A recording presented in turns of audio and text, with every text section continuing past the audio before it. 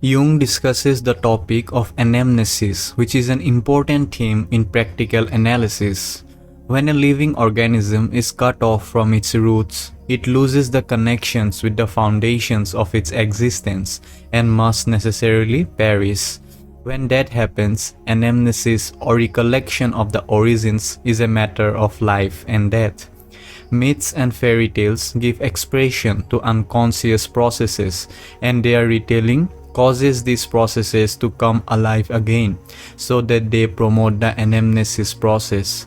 The healing and renewing properties of the symbolical water, whether it be Tao, the baptismal water, or the elixir, point to the therapeutic character of the mythological background from which this idea of anamnesis comes.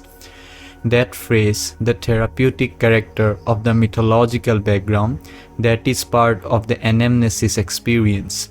In his early reference to anamnesis, Jung says, "This is in exact agreement with the empirical findings of psychology, that there is an ever-present archetype of wholeness, which may easily disappear from the purview of consciousness, or may never be perceived at all until a consciousness illuminated by conversion recognizes it in the figure of Christ.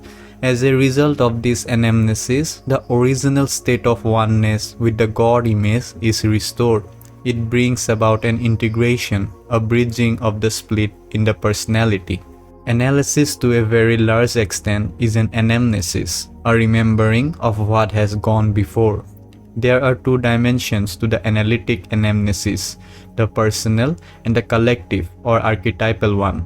First, the person deliberately recalls his or her personal past, which opens up the personal unconscious.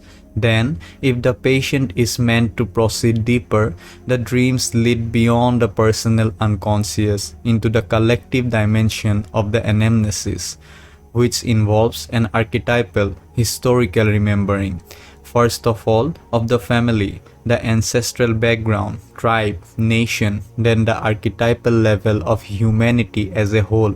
Finally, one gets to his or her origins from the universe itself. The collective anamnesis corresponds to the Platonic idea of anamnesis, which is usually translated as recollection.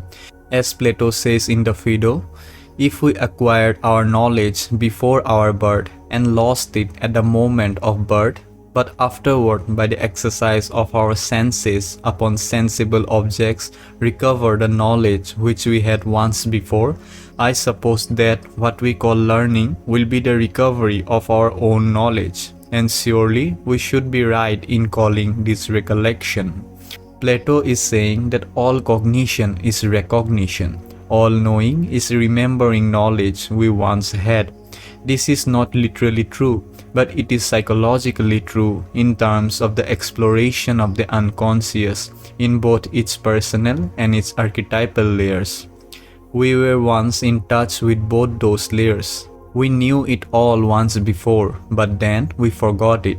In the course of developing consciousness, even if we are not neurotic, there is a split between the ego and the unconscious, a split from one's roots.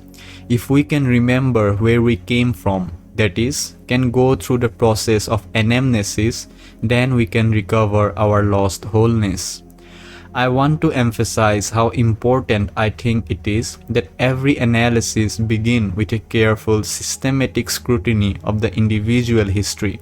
I think one should uniformly, at the beginning of each analysis, ask the prospective analysand to write a personal biography with emphasis on those aspects of the life history that have the most libido charge, positively and negatively, and then go through this biography in some detail, subjecting it to the analytic dialogue so that the review becomes part of the living experience of the analysis.